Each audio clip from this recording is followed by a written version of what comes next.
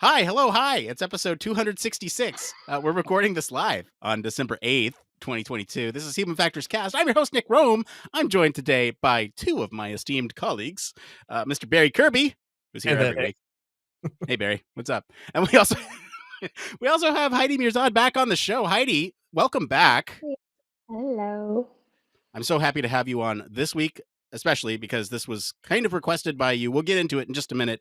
But to give you a preview, we got a great show for you all tonight. We're going to be talking about the system that keeps pilots from seeking mental health care. We're also going to answer some questions from the community about getting assigned the wrong job title at a new gig, beginner jobs before human factors, and problematic or dangerous pop science being used by others. But first, we got some programming notes. Hey, you know what? We have mentioned this a while back at HFES. If you're unfamiliar, we have made an announcement that Human Factors Minute, our traditionally supporter-only podcast, is now going public early next year. So it'll be March 1st. We have a blog post where you can read more. Details are all on our website there. And next week, we'll have a deep dive into the human factors of fitness technology. That's a good read by one of our lab members.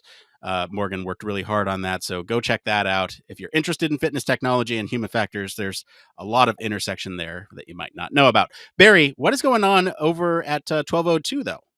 So at 12:02, we've got an interview with Tina Worthy. And those of you who are members of the Chad Institute of Ergonomics and Human Factors will know who Tina is, because she is one of these driving forces behind the entire institution.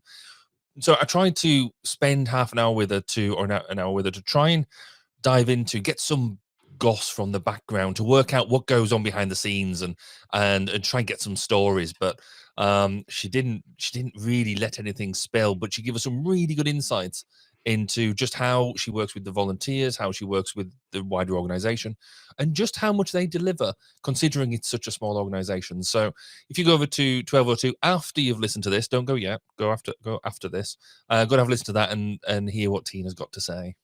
I'm so disappointed she didn't give you any hot goss. Anyway, let's get into the news. That's why you're here, right? Let's get them.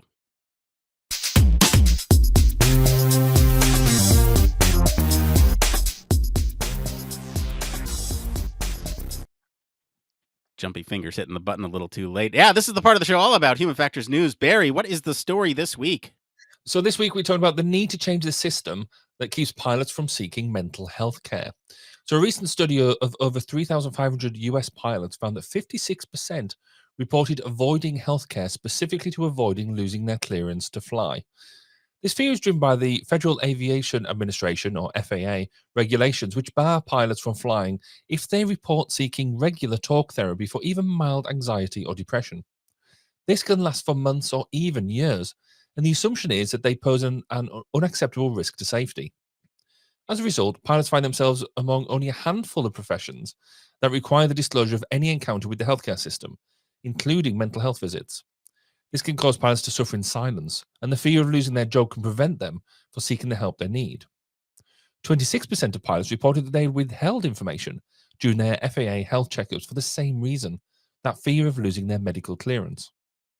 This issue is likely to be exacerbated by the growing demand for pilots, which is expected to lead to more time away from family and friends, and an increased need for mental health care services. Whilst credit is due to the FAA for recently making several positive policy changes related to mental health, this study would suggest that there is still an awful lot more work to do, and time is of the essence. So Heidi, as someone who's experienced in this field, what's your reflections on the story? Yeah, so this hits real home for me. So I'm a graduate of Embry-Riddle Aeronautical University, and I went through the flight training there with the goal of being a pilot. Admittedly, initially, I did not want to be a commercial pilot. Never was my aspiration. I always wanted to be a fighter pilot. Um, and couldn't make it, couldn't cut it. Just took years for me to kind of reconcile with the fact that I just couldn't cut it. But one of the reasons why I couldn't seek help to understand like why ambition wasn't enough, why training wasn't enough, why all these things weren't enough was these this underlying issue, this deep-rooted issue of mental health being something that is not talked about. And so this article, interesting, speaks about how pilots don't report it, right? And how pilots kind of get barred from it. But this actually starts in flight training, right? So the very first time you have to go and get your medical certificate in order to fly, it's the very first time you're confronted with that rumor mill, that talk, right? Do not mention XYZ, right? Don't talk about that. Don't talk about this. Like, they're not going to give you your medical. So even as a flight student, you're already like pushed into that. You don't speak about anything. You don't mention it. It can't be in your health record. So from that perspective, what happens when you need help, right? And you know it can't go on your health record. What do? You seek alternates, right? Alternative ideas. And while some of them can be very rewarding, I ended up having to see, so in order to avoid having it in my medical record, I ended up seeing the campus like counseling center that isn't run by doctors, instead just like therapy licensed people, right? So you would go and see them and just talk, but you're just talking about like college life and and so that's how I got like under the radar therapy. But it was very clear very soon that I also needed, for some of my mood instabilities, I needed medication. But I couldn't get that medication. So then what I had to do was seek a doctor outside of the network and outside of my medical certificate to give me the prescription. So you're hiding the prescription, you're hiding your mental health, and you can't speak about it. So if you're already doing that in flight training, what do you think is going to happen when you get to the level where you're working for an airline, you want to be promoted, right? All these things. So, and there's like, and you guys are going to have to rein me in at some point, because I can go on and on and on, because it touches on so many things. It's not just that, it's also, there's the 1500 hour minimum that you need to hit, right? So in order to even get a regional job or any kind of job in the cockpit, right, you have to have a minimum in hours. That minimum in hours, you have to finance that. Like, Mm-hmm. you're financing that. So the only way really to logically do that in order to still make money and not have to pay for the hour in your logbook is to be a flight instructor. Well, now you're being a flight instructor and you're flying from dusk till dawn, right? So you're always flying, you're always stressed, you're always busy, and you're doing this while you're very young because you want to accumulate your hours. So you're also still in college. Most of them are still in college. I'm gonna say not everybody has the privilege to go to like a flight aeronautical university like I did, like where everybody lives and breathes it, right? Where there is also the positive side of it, right? Like there are people who perpetuate positive things like living a healthy lifestyle and all these things, right? But nobody tells you in flight training that you should work out and eat healthy, right? Nobody does that, right? Everybody just wants you to perform, right? So there's this like dichotomy between having a healthy lifestyle and having a healthy surrounding in order to further your mental health, but that's just not the case. You work crazy hours, you're constantly being pushed up and down from your circadian rhythm, right? So what if you work 3 days on, 2 days off, you fly at 4 a.m. in the morning, you have showtime, and then in 7 days you have a night flight, and so you're also constantly switching.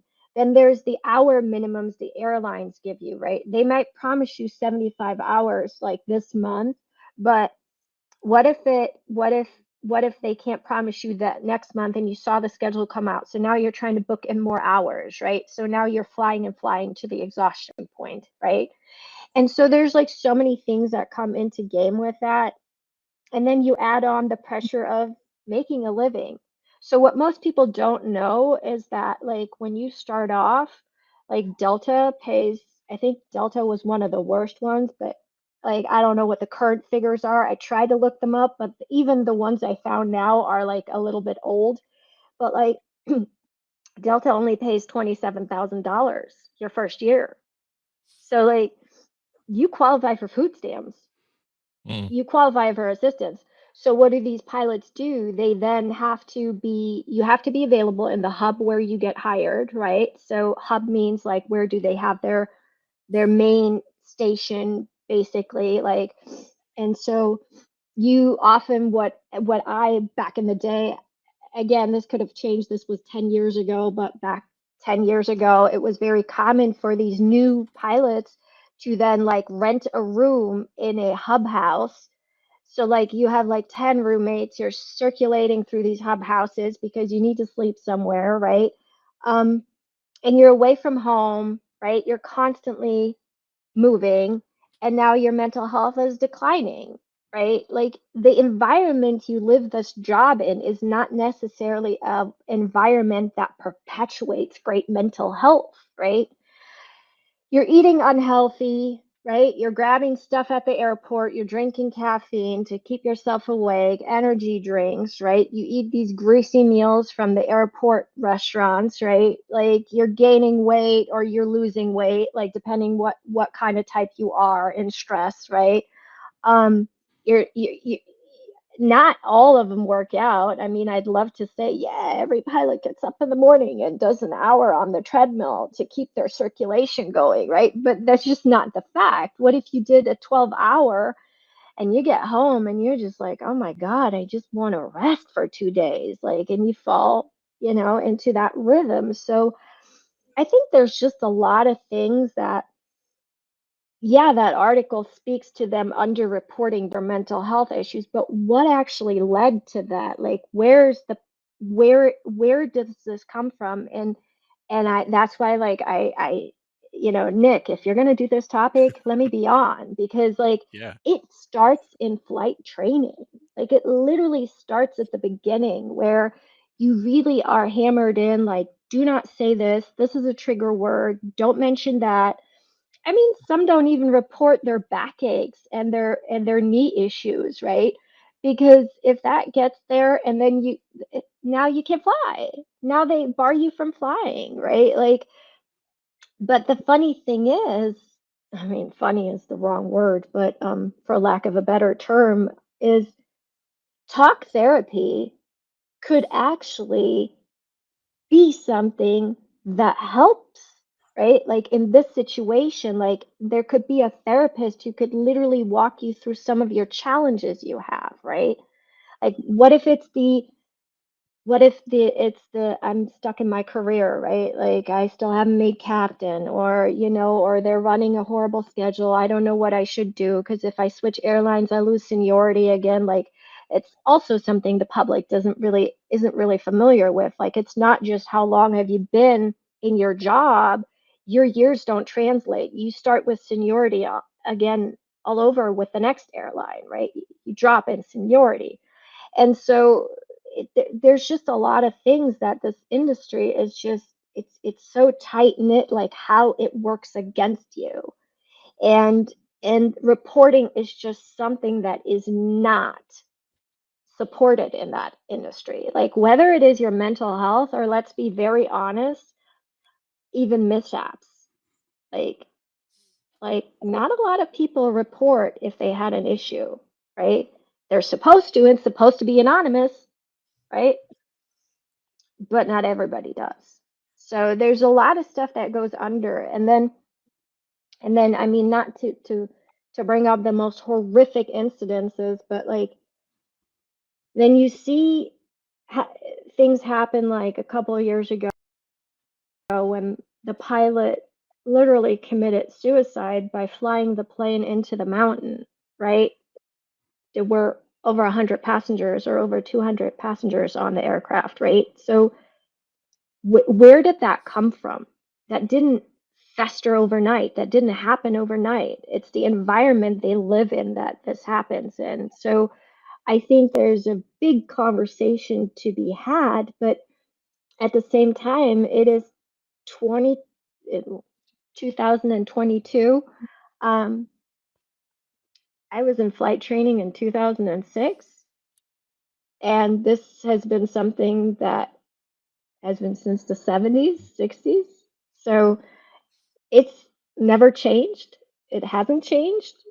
I don't see the particular steps. I hope it's getting better. Again, I've been out of the aviation industry now for 10 years, so I don't know what has happened over the last 10 years. I just know that the issues they deal with, they're still there. I mean, the hours, the crazy contracts that the airlines give, where they don't even have to promise you hours. They give you 0-hour contracts.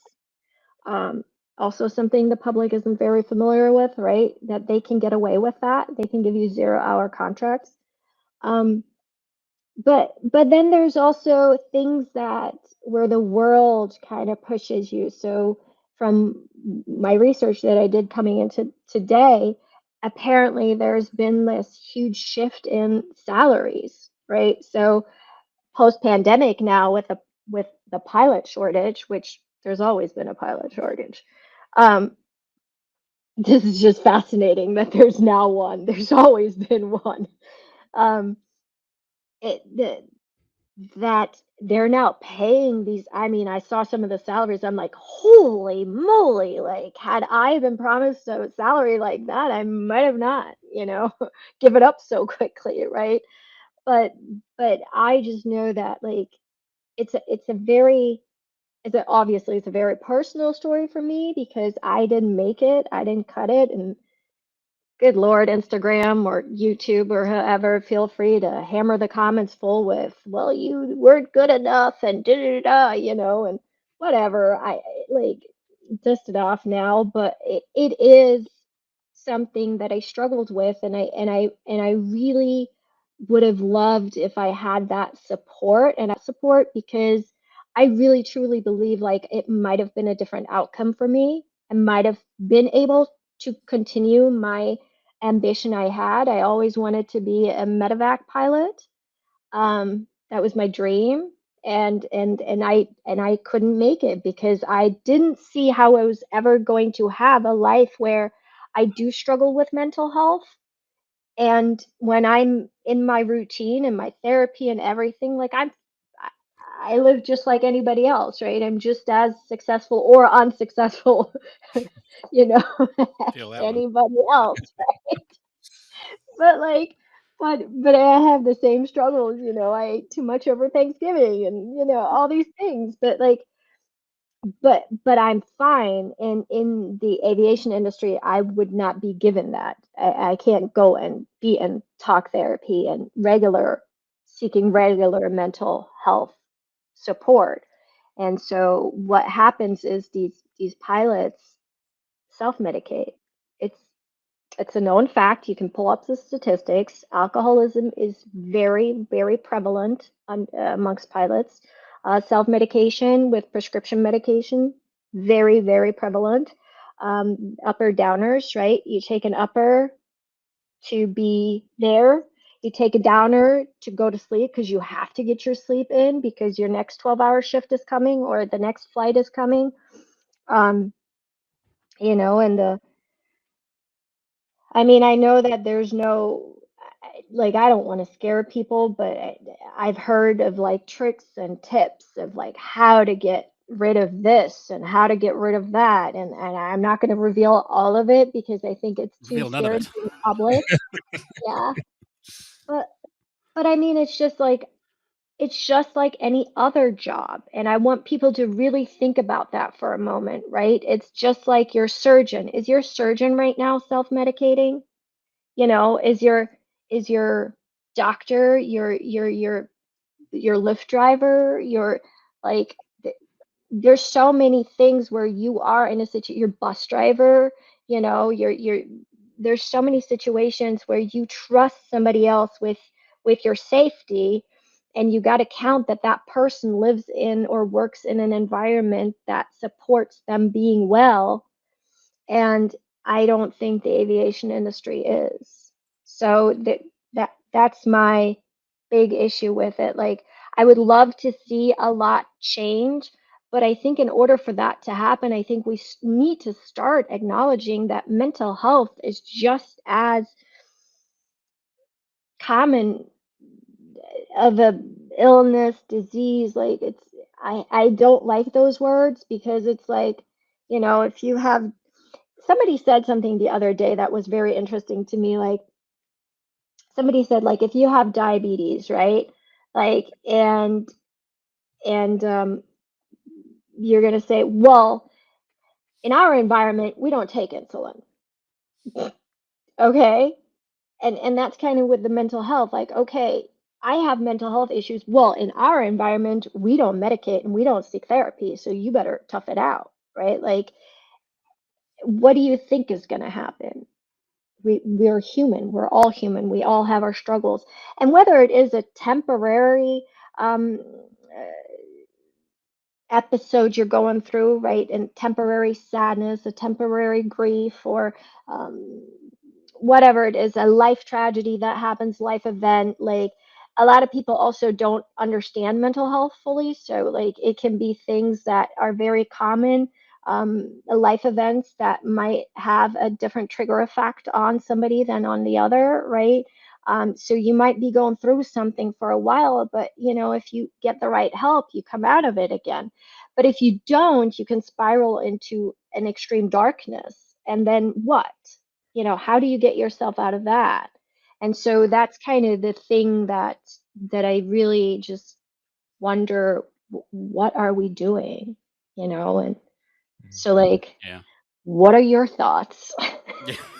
Well, that was a very concise initial thoughts, Heidi. I can't wait to get into the detailed discussion. No, honestly, Yeah. we kind of bounce around here at the beginning normally, but I felt like today it was really important to get your opinion on this because this is something that you've lived through. This is something that you have experience with. For me, I don't really have any insight into this. Like, I put sarcastically in here, real positive and uplifting story this week. And yikes, I had no idea about this. This sucks. Like, this is awful that Yeah. these pilots are in this system that they can't get out of because this is what they want to do. And then by the time, if they do want to switch gears, then they might need to uproot their whole career and go into something else. And it sucks to be trapped in this system. But Barry, I see you got a couple notes here. I want to make sure you have some time to talk about your notes here. Thank you. Yeah, I mean, in the grand scheme of things, I mean, it's I think Heidi's done a really good job in summing the breadth of the issues up. But fundamentally, for me, it boils down to we just don't deal with mental health. We don't give the compassion it deserves because it's largely still unknown. The stuff we don't know about our own brains, I just find phenomenal about the fact that we don't still truly know how they work, um, how we can deal with them. As Heidi's example, I thought was brilliant, where if you've got any other sort of injury, if you've got any pain relief, you'll take some pain relief. Brilliant, that's great. But as soon as we start going, well, we need to do something around the way our brain's working, because in effect, it's okay. It's not a muscle, but it is something that needs exercise. It's something that we work with, and it's just got all that stigma wrapped around it. I do think that it's a generational thing as well. I note now that I think the younger generations talk about mental health with a lot more openness and a lot more compassion, a lot more not selfishness, a lot more self-awareness around how they are doing what they're doing, which I think is brilliant. There, certainly, I know. The students and my own children as well will talk about their own mental health in a lot more open fashion than I ever would, and I ever do. The I guess an example. So, whilst the example we're using here is obviously is around pilots, it isn't just pilots. We alluded to the fact that there are other professions out there, and I remember getting a briefing not too long ago. It must have been about 4 years ago, where um, the workplace I was in turned around and said, mental health is really, really important, and we will support you. We have helplines, we have this, we have that to support you. If you've got any problems, feel free to use these resources. Then it's almost like in the afternote small print of, but also just remember, if you have serious mental health problems and you report them to us, then we will have to consider whether we need to report them to the security There you authorities go. about your and that might have an effect on your security clearance. So it's exactly the same thing where they're saying, yes, we we want to support you, we want, your mental health is important. However, there's a massive consequence if you even mention it to us. And I don't think that's actually changed a vast amount. So yes, I mean, this story is it's really interesting. Obviously the air domain is something I've been around for an awfully long time, and seeing that whole, you have a whole pilot attitude, and you can see it starts right from the beginning, because there is a level of arrogance. There is an element of, look at what we've achieved, because it is pushed into you right from the beginning. And because when even just to be able to get into pilot training is a big deal. Just to be able to sit in an aircraft and take off and do that sort of, it's a big deal, and it only gets bigger, and because that level of responsibility you have as well. So we can see why it's done, but we do need to break it open and allow people to talk about their mental health. I mean, if we sort of start hitting into about why we need to do that, I mean, fundamentally, one of the biggest issues here is around trust. Trust both within the system itself. So if a pilot comes and says something, that they want to be able to highlight how they're feeling, what they're doing, in order to get the right sort of support, in order for them to do the job better. But also, as we learn more about this and understand this, then where's our trust in the actual aviation industry itself? I mean, some of the stories you were telling, Heidi, really highlight the fact that if we're not supporting our pilots, why would we actually trust getting on an airplane when we don't know what sort of state that person is sat up front? I'd rather it was a lot more open and they were getting the support that they deserved. But I'm going to hand back to you now, Nick. And where do you think we should go next?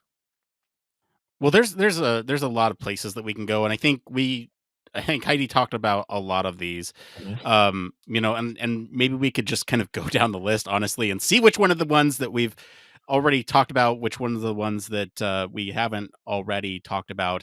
And when it comes to sort of the human factors engineering, the human factors piece of all this, right? We've talked about trust and sort of the confidence, not only within within the individual pilot or individual person that is controlling your life in that moment, that has your life in their hands, but the industry as a whole. If you can't trust this pilot, can you trust other pilots? Because they're all under the same system. And so this is one of the points that the article makes here, is that this system needs to change, so that way we can start to build that trust again.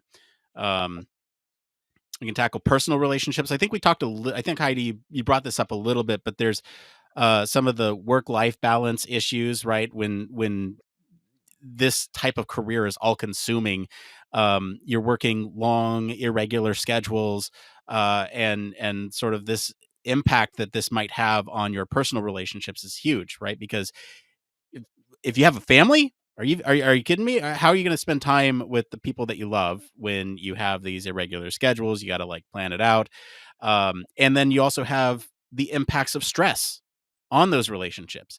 The pilots are responsible for getting people from point A to point B safely every day, and that's a huge stress when any number of things can go wrong in an airplane. Or on even on the tarmac or anything like that, and to bring that stress home with you can definitely impact your relationships and family life.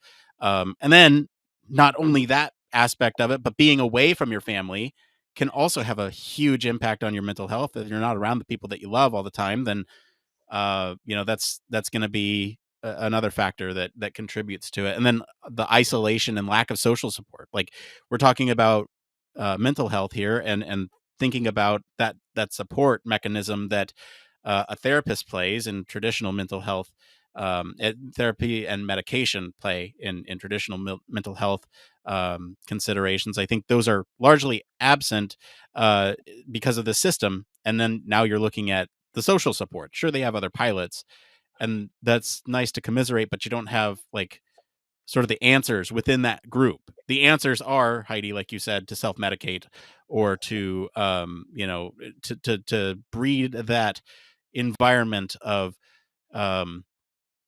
I guess, obscuring what's actually happening for fear of losing your job or being grounded or losing your wings, right? So those are some of the things that I don't know stood out to me. Maybe let's each pick one more sort of major topic, and then we'll kind of wrap this up because Heidi, you covered so much in that, like in Yeah. your experience, and seriously, like that's why we had you on today. That's why. But Um, yeah. but I wanted to pick something of what Barry said, to be very cognizant of certain things, right? And let's be very clear. I'm not a medical doctor, nor am I a psychiatrist, right?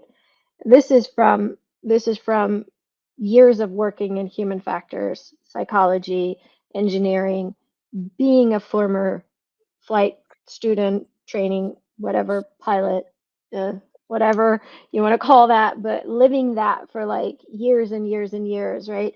Um, and then also still having friends in the industry who still do it and love it passionately. And I watch them still do it, and I am just so happy for them, right? That they're able to do it. But there's also a lot of grief, right? We like this also not talked about like how many people actually still die in flight training, right?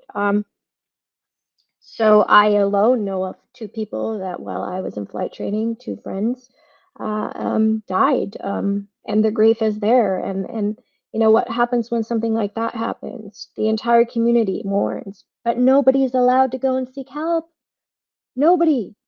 And so there's just these things. So two things that I wanted to touch up on is one thing we are now learning, and again, not a medical doctor, but just going by the research that is more and more emerging, is that our gut health actually influences depression, right? So we're finding out more and more that the hormones, the chemicals, right, that lead to depression in the gut can lead to depression overall. So what comes first, right? Chicken or egg? Was it the depression that led to the depression in the gut, or was it the depression in the gut that led to the depression overall, right? So one thing I wanted to insert there is the lifestyle that you live as a pilot with the unhealthy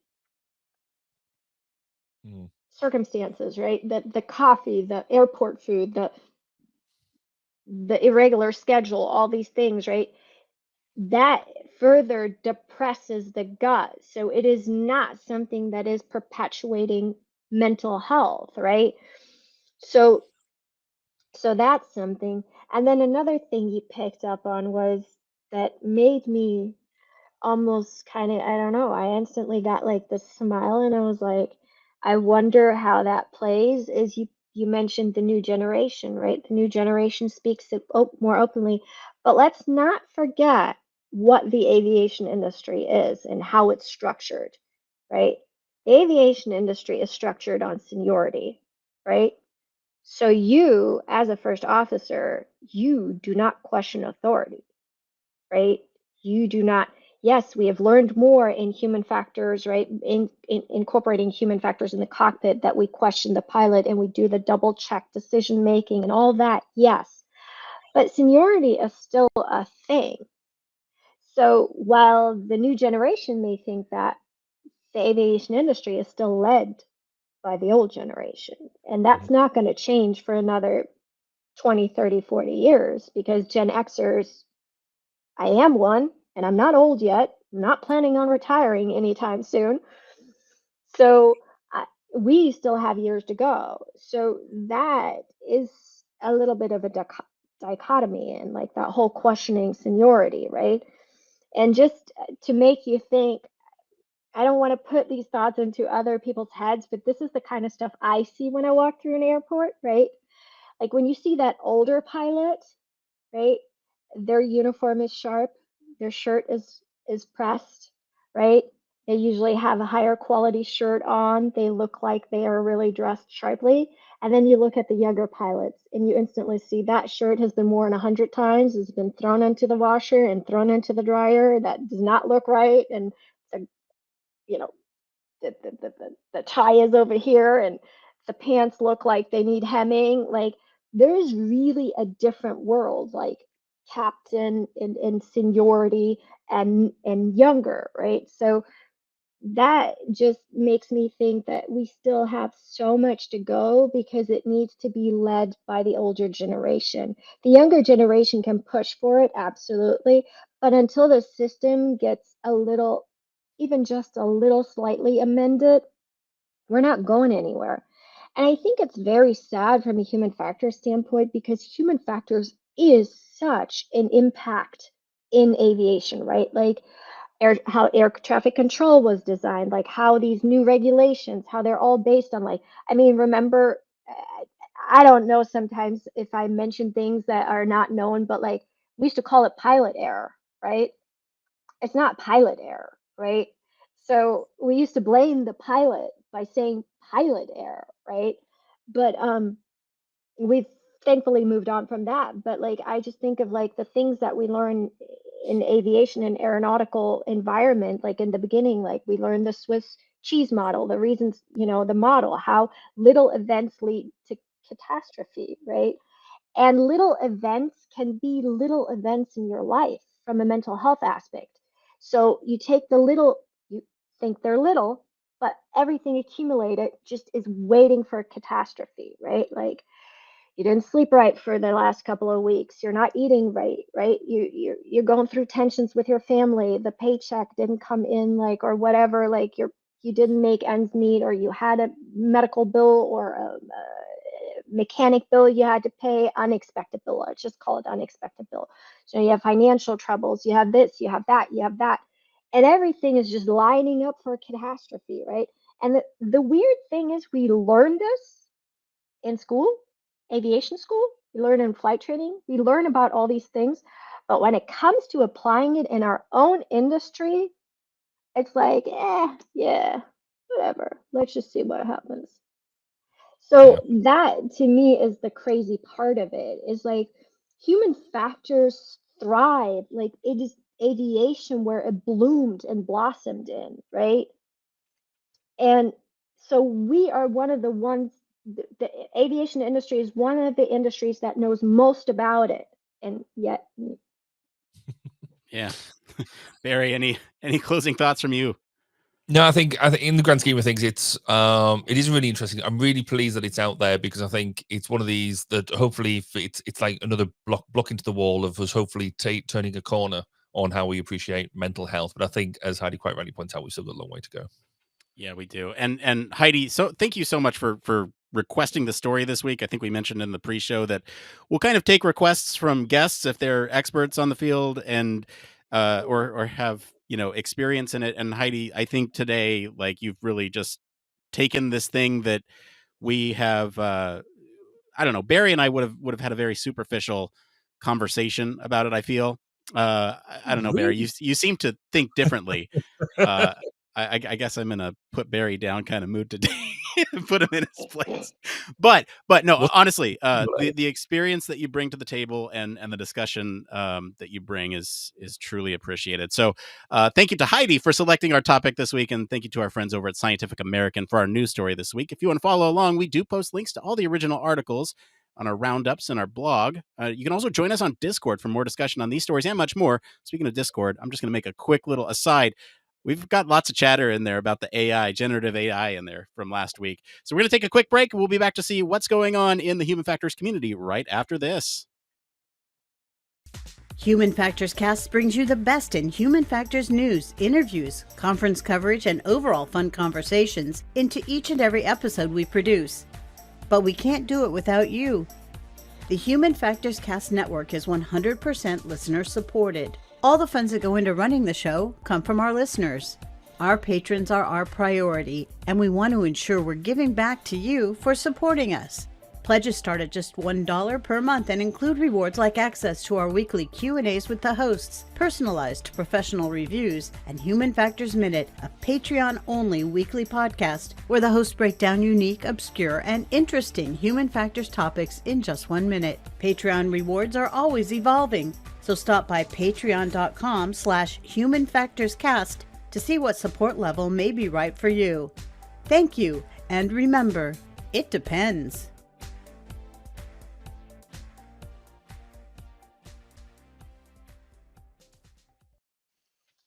Hey, we love our patrons. Huge thank you, as always, to our patrons. We especially want to thank our honorary Human Factors Cast staff patron, Michelle Tripp. Patrons like you truly do keep the lights on and all of us running over here. And so today we'd like to talk about our show sponsored here, and the new secretary wrote us a script to say, so I'm going to read this verbatim and see how this comes out. Are you a human factors, psychology, or design professional looking to get your message heard by thousands of others in the field? Look no further. Our podcast offers sponsorship opportunities where we will read 150 words of your choice on the show every week for the duration of your pledge. You will also be featured on our homepage and have a permanent link on our sponsor page on our website. We will announce your sponsorship on all our social media platforms and give you a special role in our Discord channel for direct communication with listeners. This tier is perfect for consulting agencies and companies hiring in the field, professional organizations looking to promote initiatives, and specialized hardware or software companies targeting human factors UX professionals as their core demographic. Act fast, as this offer is limited to one agency, organization, or company at a time and is subject to availability. If you have any questions about our sponsorship, please contact us at humanfactorscast.media/contact. Excellent job, Secretary. Love it. All right, we're going to switch gears and get into this next part of the show we like to call. It came from.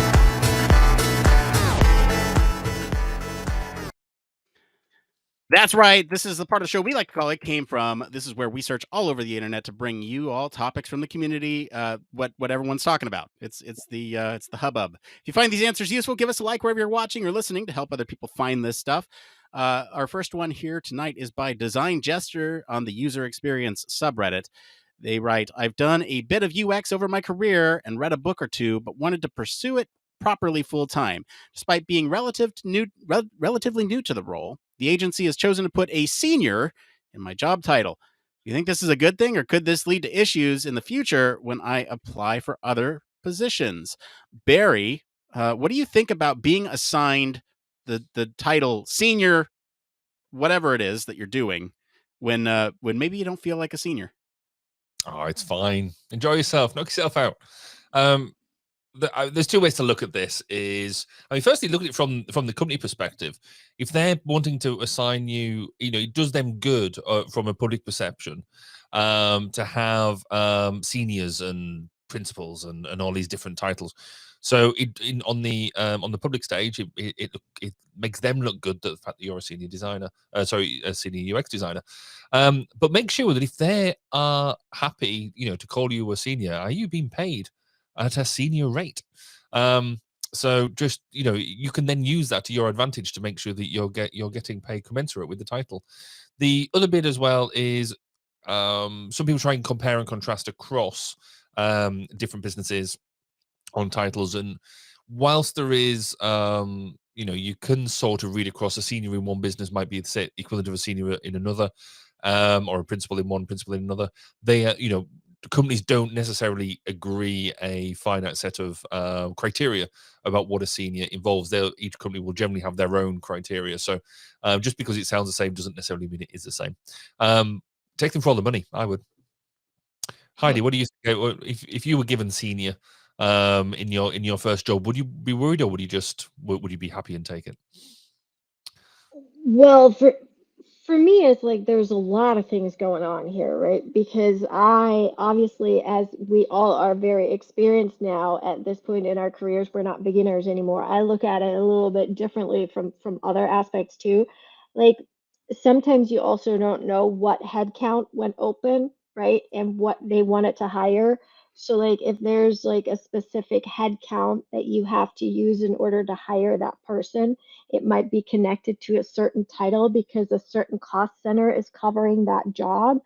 So sometimes your titles also have a lot to do with politics and headcounts and who's hiring and how can they get you on board, right? Um, as far as the senior goes,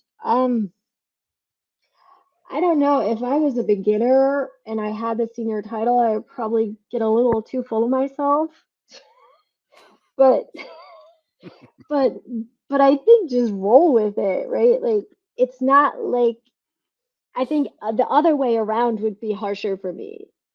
I think I think if you're right and you're not getting the title, I think that's a little harsher. But if you're just getting the senior title because they can't they don't actually know what they're hiring for, then just roll with it. Like, try to learn as much as you can and try to get that experience that is like equivalent to your title, if it's what you like, because from what the story I read, like, it's not even something they did previously. So, and I'm not sure if that's even the job they want. So for now, I would just roll with it and see what the job really is, because they might have just mistitled you. Yeah. Um, and you actually are doing your job, right? Um, and let's not forget UX is such a trend word right now that there is a lot of UX jobs out there that are not UX. So let's Mhm. be very clear on that. That's why I would say just roll with it for a couple of months, see what it really is. And if you think it is too much UX and you don't like it and you want to go back to what you actually did, then do that. I mean, if you're early in your career, then who cares? There's going to be a job around the corner the next month too. Sounds like we're all kind of in agreement. It's fine. It's fine. You'll be fine. My comments on this are basically buckle in, buddy. You're in for a ride. If if you feel like you're maybe not qualified for that position, but also embrace it. They've assigned that to you based on what you put forward in the interview, and unless you were lying in the interview, I don't think you have anything to worry about. Work Yeah. hard, earn the title.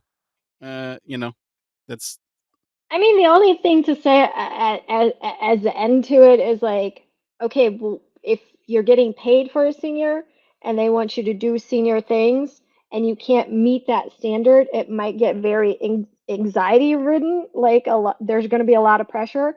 But also, if they're not paying you a senior salary and just giving you that title and then expect from you to perform as a senior, that's when I would start having conversations. I would, yeah, exactly. Right. If you're not getting paid what the title says. All right. We got another one here from the UXResearch subreddit. This is by anothersneakykiki. I studied comments. I, I, stu- I studied psych and it was recommended to look into UX. I know I'd have to do a boot camp, but I've heard it's hard to get a UX job in this market. Is there a type of job where I could get good introduction to the UX world? So, Heidi, what are your thoughts on this? First of all, I'd like to know where that's happening. There's shortage of UX jobs. Um, I think the last time I checked, it was like 16,000 jobs were listed on LinkedIn and Indeed with the title UX in it. Number one, don't worry, there's plenty. Number two, you studied psych with a background in psych. I'm wondering why people are pushing you in UX. You should like look more into human factors because that would be an easier entry for you coming from the science-based things that you studied, and transitioning into human factors would be a lot easier for you than going into UX, because UX titles are often associated with a lot more um, designing things, kind of. So I would intro into human factors before that. So that would be my tip. Like, I would be a little cautious of that. That sounds fair. I do have this thing around when they mentioned boot camps. I sort of shuddered slightly. I didn't I want to think touch on it exactly for that, even though it's in my notes. I did not want to mention the boot camps. I don't. I mean, I don't know. I have a sort of a hot and cold relationship with them, to be honest, because part of me thinks that yes, they're just to get a little bit of an umph into, do I like to do something? I like this idea of a short, sharp thing, but we just seem to be so reliant on this idea of if you do a boot camp, then you know everything to do with the role. And he's like, not so much. But vocational training, absolutely. Let's do some of that. And so I think with this type of thing, I agree with you, Heidi. Look more into the human factors domain. I think you'll get a lot more satisfaction out of that. I do believe that UX is a bit of it is a trendy phrase at the moment, but I do think it hits a particular part of the human factors spectrum. And I think looking at them type of roles that are more, you can learn an awful lot on the job. and learn a variety of different things. And I can say that from experience. I've learned an awful lot from some amazing people, rather than just going straight down the academic route. But this idea that, similar to what you said, Heidi, in terms here in the UK, there are loads of UX and HF jobs out there. We are desperate for practitioners in the field. So if it shouldn't be hard to get a job, quite frankly. Nick, And what do they're you think? not shy about it.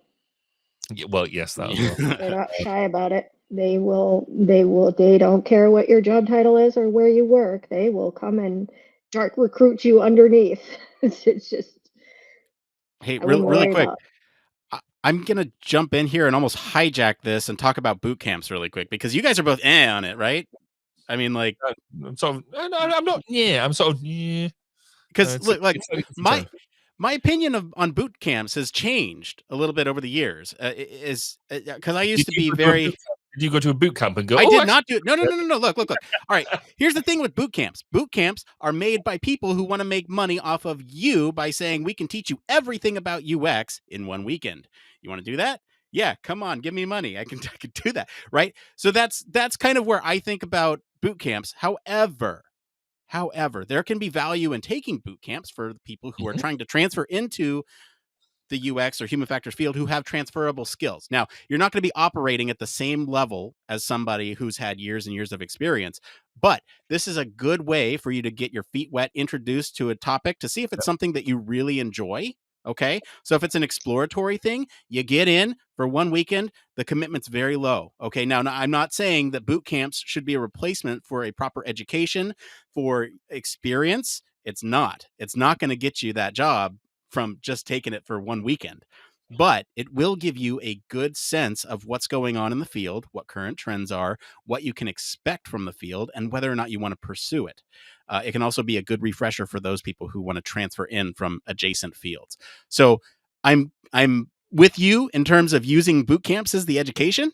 Fine, yeah, but when it comes to using them as tools in your toolbox, don't overlook it. Like I wouldn't turn somebody away from a job position because they had boot camp on their resume. Just put it that way. And now, if you look into the show notes, Nick's boot camp on UX design is going live on Sunday, and we hope to see you all there. God, can you imagine if I did use this as an opportunity to announce a boot camp? I'm not. I would. This would be my last time on ever if you did that. I now think there's a stream here that we should all just do a boot camp of some description. We should do a two-way boot camp. We should present a boot camp and we should go and attend a boot camp and then come back and discuss. Yes, right, so I think so. Hey, I mean, back to this question. I agree with you, Nick, though. I think, I mean, I never like touching on it. Like, I never like bringing it up because it gets so convoluted and like, yeah, they are great, but they're only great for this one particular purpose.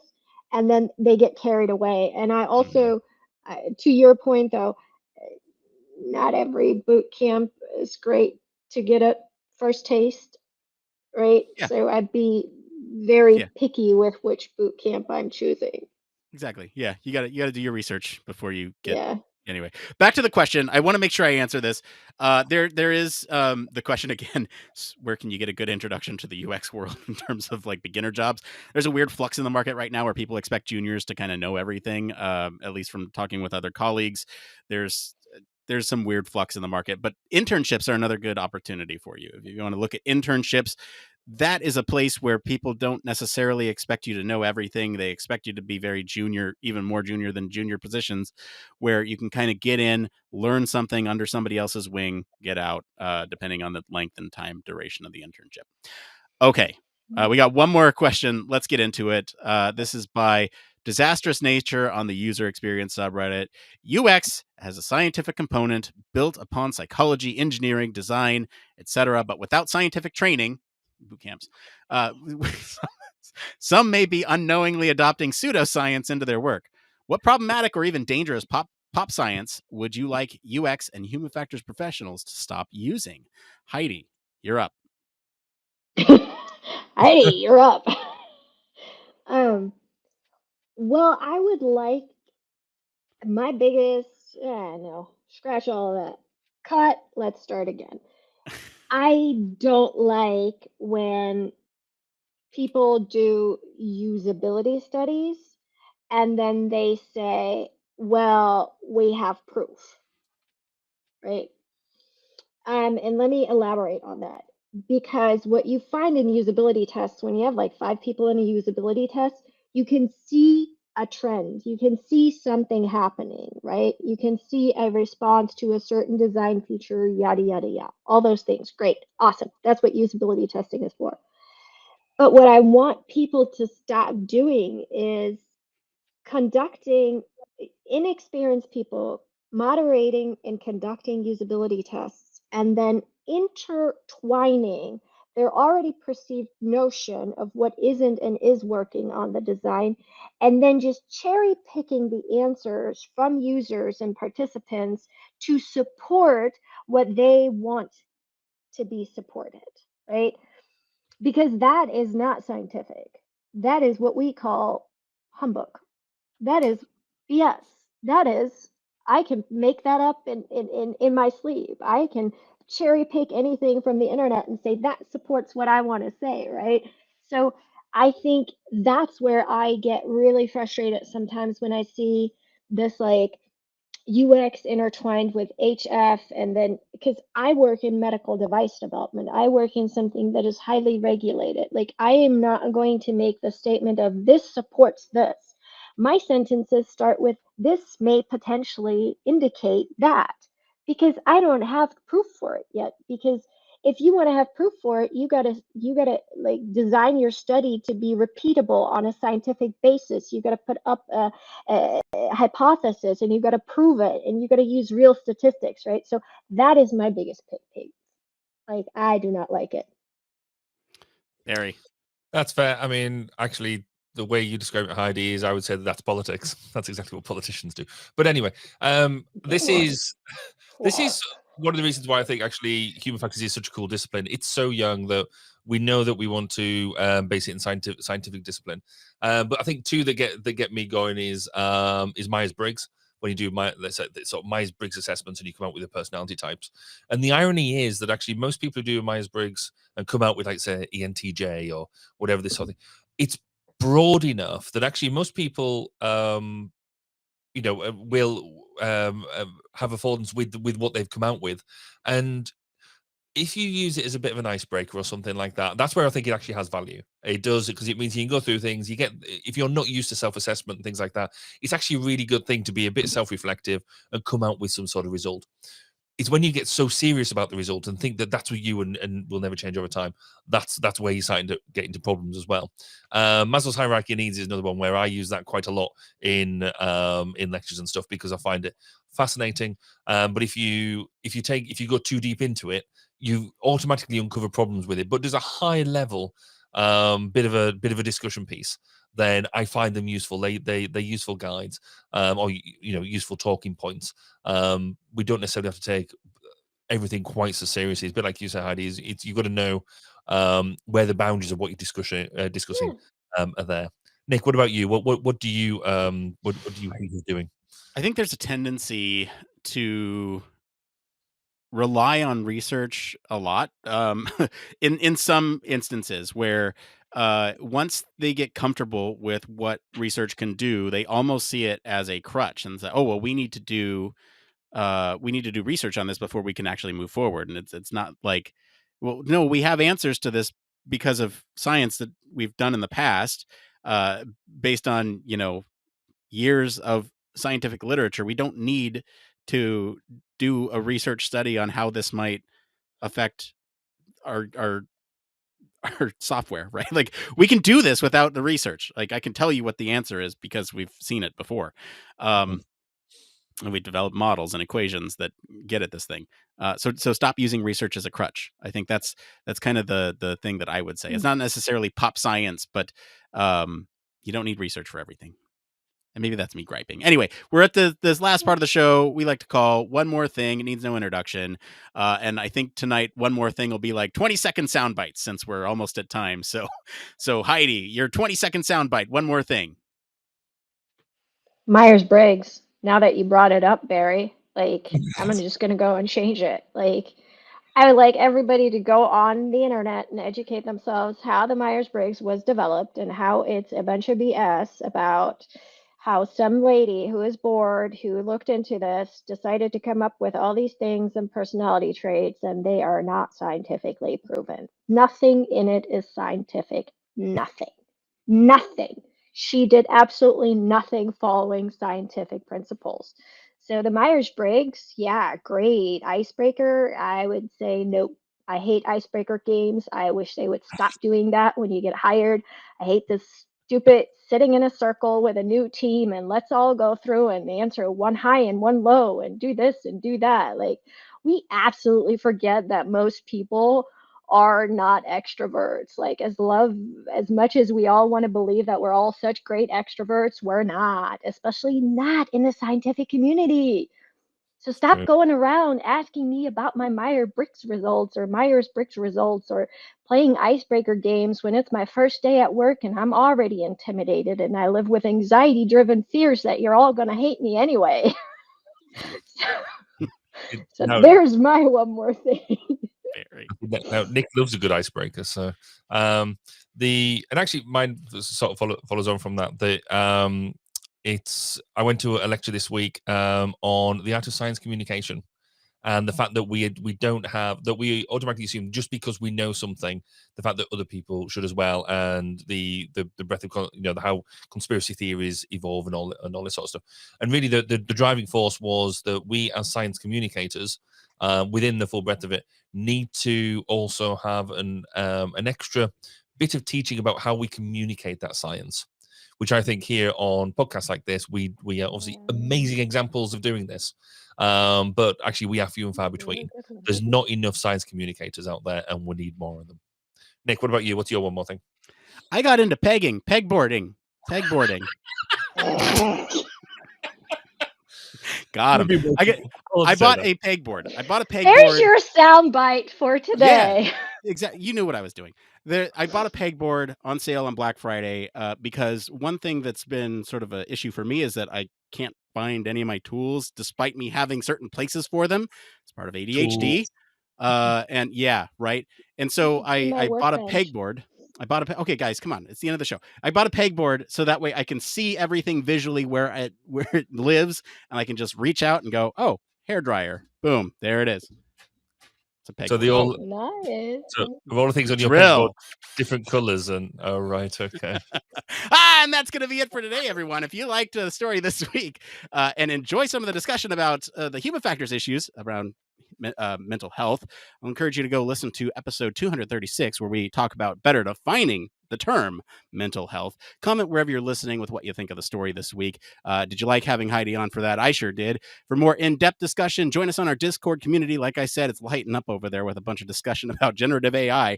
Visit our official website, sign up for our newsletter, stay up to date with all the latest human factors news. If you like what you hear, you want to support the show, there's a couple ways you can do that. 1, just keep on listening. 2, you can leave us a 5-star review wherever you are right now. That is really helpful and free for you to do.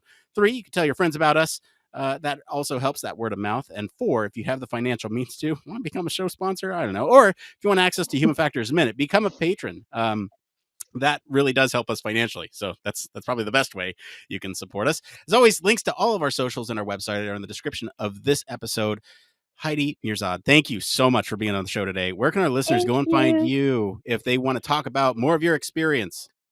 LinkedIn, Insta, and Twitter, all UXResearch, and you should be able to find me on any of those, and the company or anybody who works at my company to have fun conversations about human factors.